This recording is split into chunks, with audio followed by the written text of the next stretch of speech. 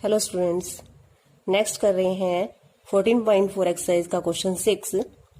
Question है निम्न स्थिति पर आधारित एक उदाहरण दीजिए। फर्स्ट पार्ट है माध्य ही केंद्रीय प्रवृत्ति का उपयुक्त माप है। माध्य केंद्रीय प्रवृत्ति का उपयुक्त माप नहीं है, जबकि माध्यक एक उपयुक्त माप है। तो हमें एक ऐसा उदाहरण देना है फर्स्ट पार्ट में कि जहां पर माध्य उपयुक्त माप हो, और सेकंड पार्ट में हमें एक ऐसा उदाहरण देना है जहां पर माध्य उपयुक्त माप नहीं है, माध्यक एक उपयुक्त माप है। अब हमने फर्स्ट पार्ट के लिए यहाँ पर मैंने कुछ आंकड़े लिए हैं। ये किसी विद्यार्थी के प्राप्त अंक हैं। यहां से अगर मैं माध्य निकालूं तो आंकड़ों का योग बाय आंकड़ों की संख्या, आंकड़ों का योग करेंगे जब इन संख्याओं को जोड़ेंगे 50, 51, 55, 57 और 52। इन संख्याओं को जोड़ेंगे 6 और 7 13 और 2 15, 1 25 है ये और एक 26, 265। और आंकड़ों की संख्या कितनी है? 5। 5 से भाग करेंगे, 5 पंजे 25, 1 बचता है यहाँ पे 15, 5 दिए 15। तो 265 को 5 से भाग करेंगे तो 53 आता है। 53 क्या है? माध्य अंक। और जो 53 है वो सभी संख्याओं के आसपास ही संख्या है। जो माध्य अंक है वो जो हमें आंकड़े हैं 5, उनमें सबके आसपास ही संख्या है एक। तो माध्य केंद्रीय प्रवृत्ति का उपयुक्त माप है इस क्वेश्चन में। उपयुक्त माप कब होता है हमें ये पता होना चाहिए, जब आंकड़ों के बीच में डिफरेंस कम हो, अंतर कम हो इनके बीच में। जैसे 50 है, 51 है, 52 है, 55 है, 57 है, तो ये आंकड़े लगभग आसपास हैं, तब माध्य जो है उपयुक्त माप होता है। माध्य उपयुक्त माप कब नहीं होता? जब गैप ज्यादा हो, डिफरेंस ज्यादा हो आंकड़ों में। जैसे कोई संख्या अगर यहाँ पर 4 है, 5 है, दूसरी संख्या यहाँ पर 100 है, जब गैप ज्यादा हो तब माध्य जो है उपयुक्त माप नहीं होता। अब सेकंड पार्ट में के लिए भी हम एक एग्जांपल लेके बताएंगे कि माध्य उपयुक्त माप कब नहीं है। तो उपयुक्त माप जब होता है तब हमने आंकड़े जो लेने हैं उनमें अंतर कम कम लेना है, तब माध्य जो है ये उपयुक्त माप होता है। सेकंड पार्ट देखते हैं माध्य उपयुक्त माप कब नहीं है, उसके लिए कोई एक उदाहरण लेते हैं।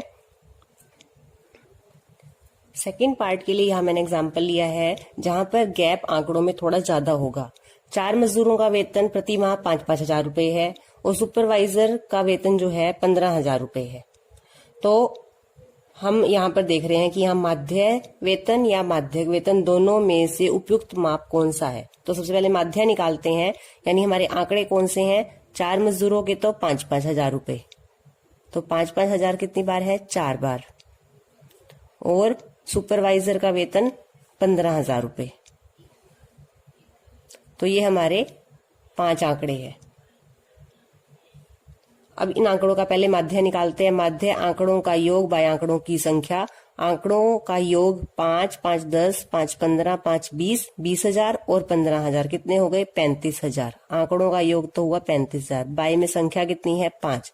5 से काटेंगे इसको, 5 का पाड़ा बढ़ोगे 7 तक, 35 3 0 कितना आ गया? 7,000 रुपए।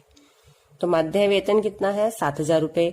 जबकि 7,000 जो है और 15,000 में बहुत गैप है, काफी डिफरेंस है।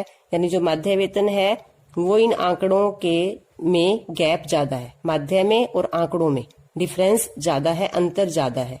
माध्यक देखते हैं इन आंकड़ों का क्या आता है। माध्यक क्या होता है? बीच की संख्या। हमारे आंकड़े कितने हैं? 5। आंकड़ों की संख्या लिखते हैं पहले। आंकड़ों की संख्या कितनी है? 5। 5 क्या है? विषम संख्या। विषम संख्या हो तो माध्यक निकालने का फॉर्मूला क्या है? n + 1 बाय 2वां मान। n कितना है? 5। 5 + 1 बाय 2वां मान, यानी कि 6/2। 6/2 कौन सा? 3वां मान, तीसरा प्रेक्षण। तीसरा प्रेक्षण यानी 1 2 3। तो माध्य कितना आ गया? 5,000। तो जो माध्यक वेतन है वो आंकड़ों में से ही एक संख्या है, जबकि माध्य जो है वो आंकड़ों में से एक संख्या नहीं है। तो इस उदाहरण में माध्यक जो है वो एक उपयुक्त माप है, माध्य उपयुक्त माप नहीं है। तो हम लिखेंगे कि भाग 1 में जो हमने उदाहरण दिया है उसमें माध्य केंद्रीय प्रवृत्ति का उपयुक्त माप है, क्योंकि जो हमारा माध्य आया वो कितना है? 53। तो वो उपयुक्त माप है। परंतु जो भाग 2 में हमने माध्य निकाला 7,000 रुपए, वो केंद्रीय प्रवृत्ति का उपयुक्त माप नहीं है। भाग 2 में माध्यक 5,000 रुपए आया है, जो कि आंकड़ों का उपयुक्त माप है। तो इससे हमें क्या पता चल रहा है कि उस क्वेश्चन में जिसमें जो आंकड़े में गैप कम हो वहां तो माध्य उपयुक्त माप होता है, लेकिन जिन आंकड़ों में गैप ज्यादा होता है वहां पर माध्य उपयुक्त माप नहीं होता।